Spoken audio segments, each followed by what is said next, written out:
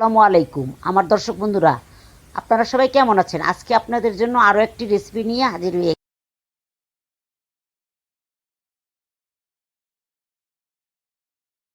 দিয়ে দিচ্ছি তেল, দিয়ে দিচ্ছি পেঁয়াজ,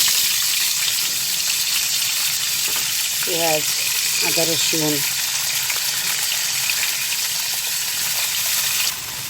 দিলাম, আন্দাজ মতো লবণ, হলুদ,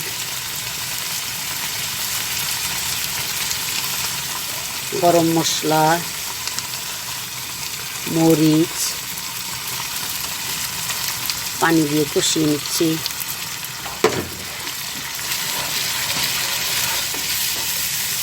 দিলাম জিরা, মাংস গোস্তগুলো দিয়ে কষিয়ে নিচ্ছি।